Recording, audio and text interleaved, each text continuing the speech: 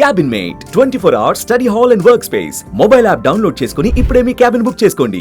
జమ్మూ కాశ్మీర్లో జరిగిన ఉగ్రవాదుల దాడిపైన ప్రతి భారతీయుడు స్పందిస్తున్నారు. సోషల్ మీడియా వేదికగా ఎవరైతే పాకిస్తాన్ ఉగ్రముఖాలు ఉన్నారో లేదంటే నిన్న దాడికి పాల్పడిన వారు ఉన్నారో వారందరినీ కూడా కఠినంగా శిక్షించాలని డిమాండ్ చేస్తున్నారు. మనతో కొంతమంది ప్రజలు ఉన్నారు. ఒకసారి నిజానికి ఇండియాలో ఎక్కడ జరిగినా స్పందించేవారు ఎక్కడైనా కొందరు ఉంటారు. సో కొంతమంది ఉన్నారు, మాట్లాడే ప్రయత్నం చేద్దాం. భయ్య చెప్పండి, నిన్న జరిగిన ఘటనను ఎట్లా చూస్తారు ఒక భారతీయుడిగా? ఒక భారతీయుడిగా ఫస్ట్ మనము చూడాల్సింది ఏంటంటే ప్రతి ఒక్కరు మత సామరస్యంగా అందరం ఉంటాం. నేను భారతదేశంలో అన్ని ప్రదేశాలకు వెళ్ళాను, కాశ్మీర్కి వెళ్ళినాను, కేరళ వెళ్ళాను. సో లాస్ట్ టైం అమర్నాథ్ యాత్రకి వెళ్ళినప్పుడు ఒకటే అనిపించింది, దేశంలో ఉన్న బడ్జెట్ మొత్తం అమర్నాథ్ కాశ్మీర్ కేంద్రంగా పెడుతున్నామా అనిపించింది.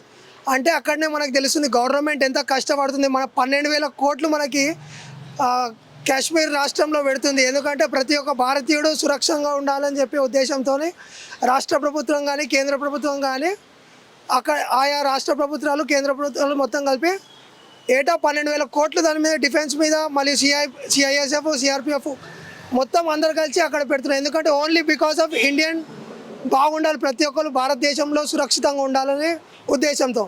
కానీ నిన్న చూసినప్పటికైతే ఎవరైతే ఒక వర్గం చెందిన వాళ్ళు, ముస్లిమ్స్ అని చెప్పలేము కానీ ఒక వర్గానికి చెందిన వాళ్ళు పాకిస్తాన్ నుంచి వచ్చినారా, లేకపోతే నిన్న మీడియా రిపోర్ట్ చూసిన ప్రకారం అయితే ఇద్దరు ఎవరైతే కాశ్మీర్ నుంచి భారతదేశం నుంచి బయటికి వెళ్ళిపోయినారో, కాశ్మీర్ నుంచి బయటికి వెళ్ళిపోయి పాకిస్తాన్లో పిఓకే ప్రాంతంలో ట్రైనింగ్ తీసుకొని మళ్ళీ భారతదేశం పైన అటాక్ చేసిన ఉన్నది. ఇది ఎలా ఉందంటే తల్లి పాలు తాగి తల్లి రొమ్మిలను గుద్దినట్టు ఉన్నది. దీనికి ఎట్లా అంటే ఈట్ కా జవాబ్ పత్తర్ సే దేనా పడేగా. భారతదేశం కూడా ముందట్లాగా లేదు. ఇప్పుడు ఒక్కటి అంటే మనం ఎయిర్ స్ట్రైక్ చూసినాము, పుల్వామా అటాక్ చూసిన వెంటనే మనము ఎయిర్ స్ట్రైక్ చూసి లోపలికి వెళ్ళి కొట్టినాము. మన గవర్నమెంట్లో ఏమాత్రం తక్కువ తినలేదు. లోపలికి వెళ్ళి అణుగా వెతికి మరీ కొడతాం. దానికి ప్రతి ఒక్క ఇప్పుడు irrespective of parties, irrespective of caste, creed, religion దీని మీద ఉండాలి. ఎందుకంటే ఇది భారతదేశానికి సంబంధించింది. దీనిలో పొలిటిసైజ్ చేయని అవసరం లేదు.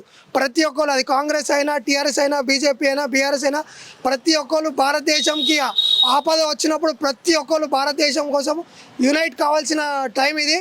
సో ఈ అందరు యునైట్ అయ్యి మనకి ఎవరైతే దేశానికి వ్యతిరేకంగా చేస్తున్నారో వాళ్ళందరికీ ఈట్ కా జవాబ్ పత్తర్ సే దేనా పడేగా. పహల్గాం దాడిలో ఏదైతే 30 మంది చనిపోయిన సందర్భాన్ని మనం ఒకసారి మాట్లాడుకుంటే కేవలం ముస్లిమేతరులని అక్కడ చంపినట్లుగా మనకు తెలుస్తుంది.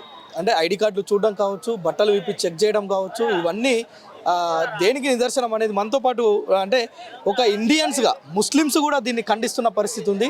నిజానికి ఈ ఘటన మీద ఏం మాట్లాడుతారో చూద్దాం. భయ్యా చెప్పండి, అక్కడ ముస్లిమ్సా హిందూసా అని చెక్ చేసుకొని మరి ఇంతటి దుర్మార్గానికి పాల్పడాల్సిన అవసరం ఉందేనా? అసలు ఇది చాలా బాధాకరమైన విషయం అన్న.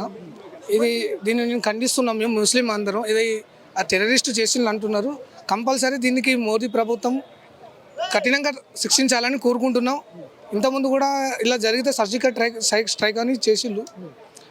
దానికన్నా దారుణంగా ఇప్పుడు మన ఈ టెర్రరిస్ట్ మీద చేయాలని మేము కోరుకుంటున్నాం అన్న. ఇప్పుడు మన విశేషం ముస్లిం, హిందూ, క్రిస్టియన్స్ అని కాదు, ఇండియా పరిస్థితి. దాంట్లో మా ముస్లిం కూడా ఉన్నారు, క్రిస్టియన్స్ కూడా ఉన్నారు, హిందూ కూడా ఉన్నారు. 26 మంది గాయపడిన, కొంతమంది చనిపోయారు, అంతా ఉన్నది. కానీ దాని మీద యాక్షన్ తీసుకోవాలి గవర్నమెంట్. ఇప్పుడు మనకైతే గవర్నమెంట్ ఎక్కువ తెలుసు, మనకేం తెలియదు దాని గురించి ఏం యాక్షన్ తీసుకోవాలో. మాకన్నా వాళ్ళకి ఎక్కువ 100% తెలుసు. కాబట్టి వాళ్ళు యాక్షన్ తీసుకోవాలి. ఆ 26 మంది కూడా కొంచెం చూడాలని.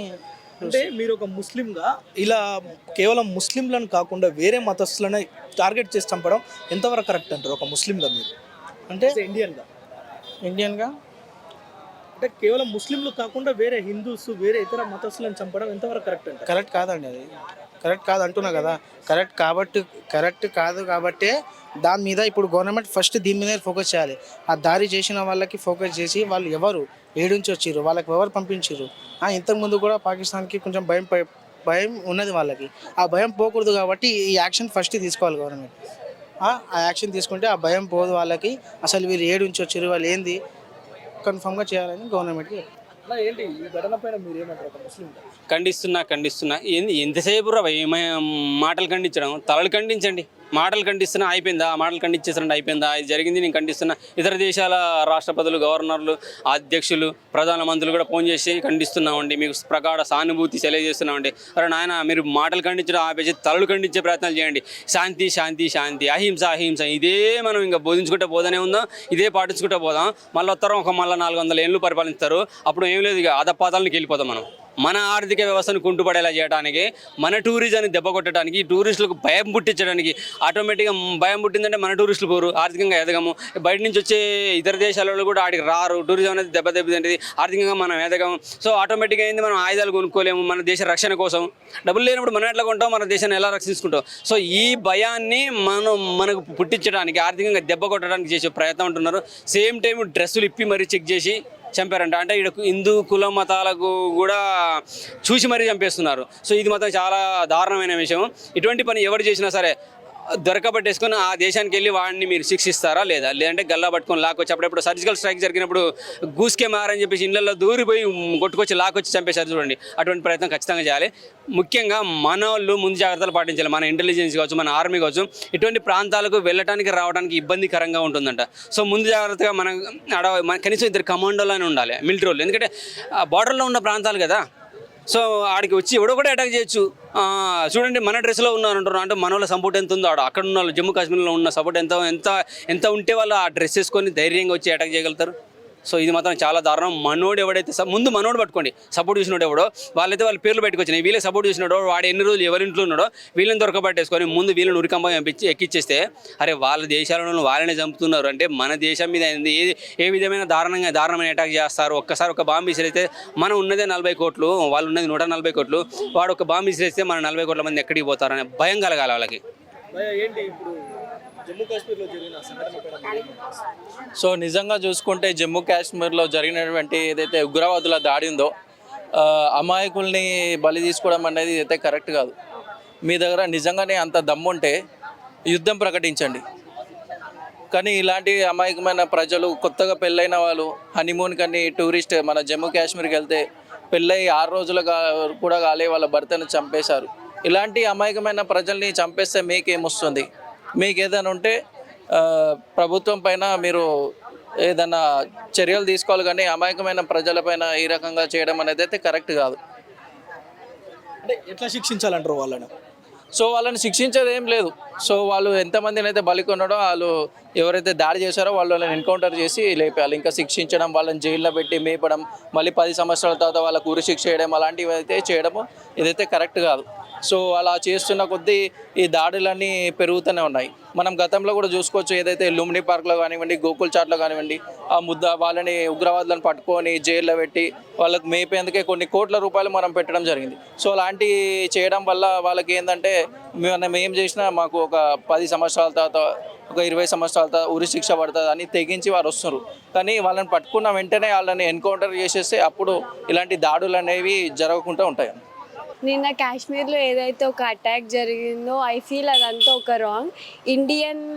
ఇండియాలో ఉండి ఇండియన్స్నే ఇలా దెబ్బతీయడం అనేది నాట్ కరెక్ట్. సో నా ఫీలింగ్ ఏంటంటే, ఎవరైతే వాళ్ళని ఇట్లా చేసిండ్రో వాళ్ళని కూడా కరెక్ట్ గవర్నమెంట్ ఒక పనిష్ చేయాలని అనుకుంటున్నాను. అది ఏ గవర్నమెంట్ అయినా కానీ గవర్నమెంట్ మాత్రం వాళ్ళ వెనుక అగేన్స్ట్ ఒక యాక్షన్ తీసుకోవాలని నేను అనుకుంటున్నాను. సుమన్ టీవీలో మీ పర్సనల్ అండ్ బిజినెస్ ప్రమోషన్స్ కోసం కింది నెంబర్కి కాంటాక్ట్ చేయండి.